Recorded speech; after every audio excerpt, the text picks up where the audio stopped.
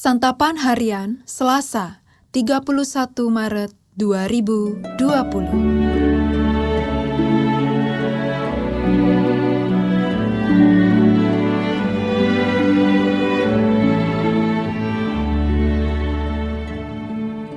Inilah program Santapan Harian, sebuah program yang mengajak Anda menelusuri isi Alkitab, agar Anda menemukan makna firman Tuhan sesuai dengan konteksnya.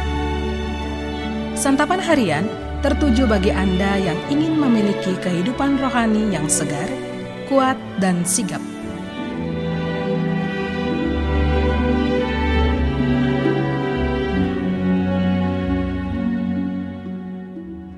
Hari ini kita akan membaca Injil Lukas pasalnya yang ke-22, ayatnya yang ke-24 hingga ayatnya yang ke-38. Namun sebelumnya, mari kita berdoa. Sang Gembala yang agung, bimbing kami dalam kebenaran sabda-Mu. Dalam Kristus Yesus, kami berdoa. Amin. Lukas 22, ayat 24-38. Terjadilah juga pertengkaran di antara murid-murid Yesus. Siapakah yang dapat dianggap terbesar di antara mereka? Yesus berkata kepada mereka, "Raja-raja bangsa-bangsa memerintah rakyat mereka, dan orang-orang yang menjalankan kuasa atas mereka disebut pelindung-pelindung. Tetapi kamu tidaklah demikian, melainkan yang terbesar di antara kamu hendaklah menjadi sebagai yang paling muda dan pemimpin sebagai pelayan. Sebab siapakah yang lebih besar? Yang duduk makan atau yang melayani? Bukankah dia yang duduk makan? Tetapi aku ada di tengah-tengah kamu sebagai pelayan. Kamulah yang tetap tinggal bersama-sama dengan aku dalam segala pencobaan yang aku alami. Dan aku menentukan hak-hak kerajaan bagi kamu, sama seperti Bapakku menentukannya bagiku. Bahwa kamu akan makan dan minum semeja dengan aku di dalam kerajaanku, dan kamu akan duduk di atas tahta untuk menghakimi ke-12 suku Israel. Simon, Simon, lihat, iblis telah menuntut untuk menampi kamu seperti gandum, tetapi aku telah berdoa untuk engkau, supaya imanmu jangan gugur. Dan engkau, jikalau engkau sudah insaf, kuatkanlah saudara-saudaramu."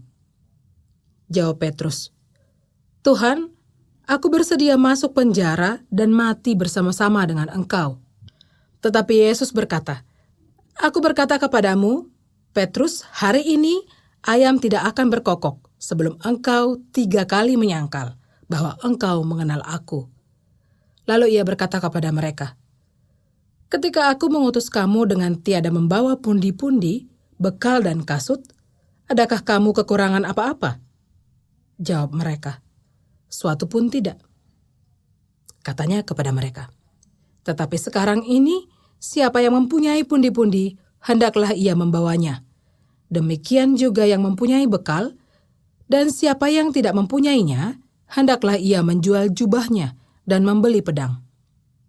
Sebab aku berkata kepada kamu, bahwa nas kitab suci ini harus digenapi padaku. Ia akan terhitung di antara pemberontak-pemberontak, sebab apa yang tertulis tentang aku sedang digenapi." Kata mereka, "Tuhan, ini 2 pedang." Jawabnya, "Sudah cukup."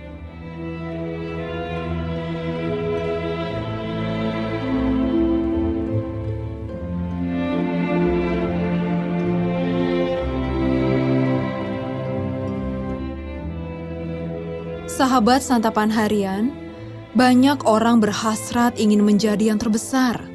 Alasannya, orang besar pasti identik dengan kekuasaan. Polemik tentang hal ini kian jelas terlihat dalam sebuah organisasi yang sedang mengalami transisi kepemimpinan. Ketika sang pemimpin pergi atau berganti, segenap anggota akan bergumul perihal penggantinya.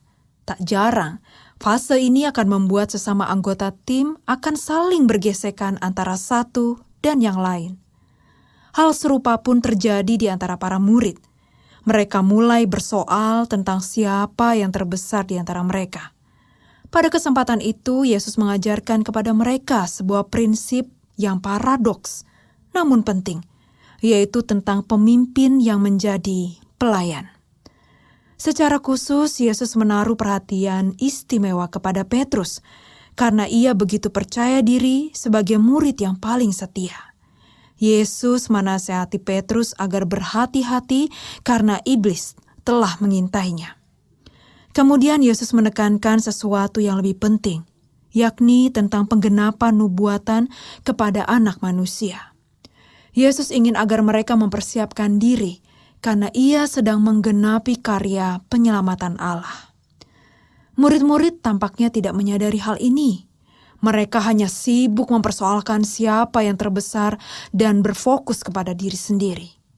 Akibatnya, mereka lupa mengenai apa yang sudah Yesus katakan tentang dirinya. Bukankah tingkah laku kita pun seperti murid-murid itu? Kita sering hanya berfokus pada keinginan dan kebutuhan sendiri. Kita melupakan pesan dan isi hati Tuhan. Sebagai murid Kristus, sudah seharusnya kita lebih mengutamakan kerinduan Allah dibanding keinginan dan hasrat manusiawi kita. Tuhan sudah mengajar agar kita tidak hanya berfokus pada hasrat sendiri. Karena itu, kita harus berfokus pada firman-Nya dan mengutamakan kehendak-Nya. Mari kita berdoa. Buatlah kami selalu menyandarkan diri dengan penuh iman kepadamu. Di dalam nama Tuhan Yesus, kami berserah. Amin.